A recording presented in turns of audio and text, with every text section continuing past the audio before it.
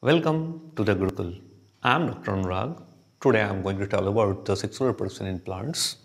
So far as sexual reproduction is concerned, it's a kind of reproduction in which fusion of nuclei takes place. Reproduction is defined as increase in number of individuals and the production of offspring of the same kind. If increase in number of individuals takes place and also the production of offspring of the same kind of offsprings are produced, then this process is called reproduction. So far as sexual reproduction is concerned, the fusion of nuclei must take place. And if fusion of nuclei takes place and through this process increase in number of individuals and same kind of individuals takes place, then this process is called sexual reproduction. In this topic, in this chapter, we will have to study about the sexual reproduction in plants. In sexual reproduction in plants, it takes place through flower. Flower is a kind of modified shoot, which has 4 floral parts. These are calyx, corolla, androecium, and gynoecium. The unit of calyx is known as sepal, the unit of corolla is known as petal, the unit of androecium is called stamen, and the unit of gynoecium is called carpel. A typical flower is shown over here. The stalk of flower, which is known as pedicel. Sometimes some flower doesn't produce stalk, and that's why that flower is called sessile. If the flower produces pedicel, then that flower is called pedicellate flower. No. There is small leaf-like structure found at the base of the flower that is known as bract. This bract helps to protect the flower in bud condition. If there is only one leaf-like structure, then it's called bract. And if 3 or more leaf-like structure found at the same point and forms a circle, then in bio it's called whorl. And whorl of bract is known as involucre. That means if 3 floral parts, if 3 bracts present at the same point or same node or at the base of the flower, then it forms a circle and it's known as involucre. If this leaf-like structure is found at the pedicel of the flower, then it's known as bracteole. And again, the whole of bracteole is known as epicalyx.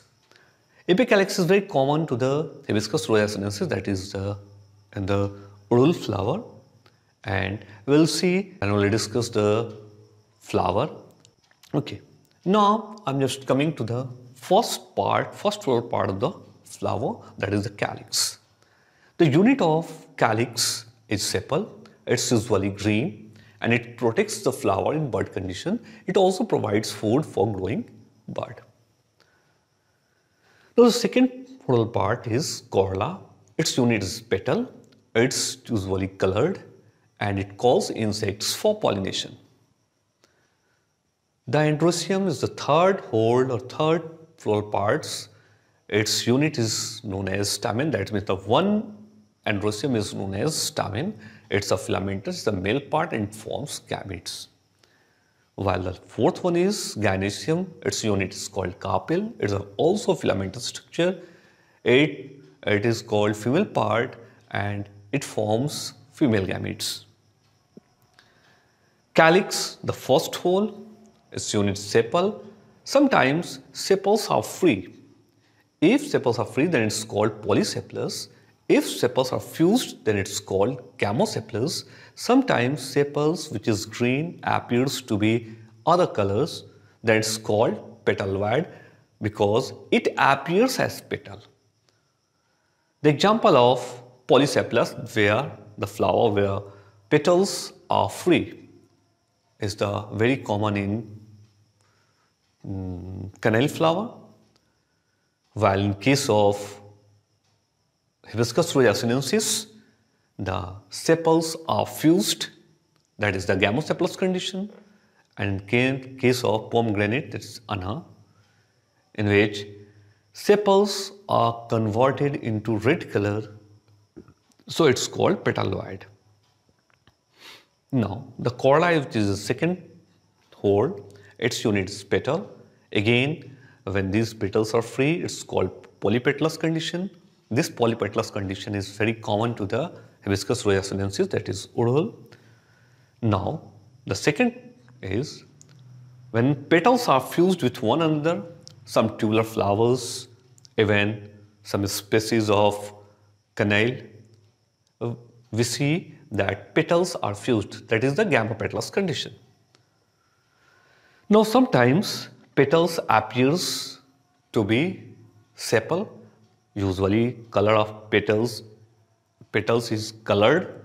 Sometimes it appears green, appears like sepal, and that's why it's called sepal white. This is a very brief idea about the calyx and corolla. In next video, we'll discuss the androecium and gynoecium. Okay, thank you.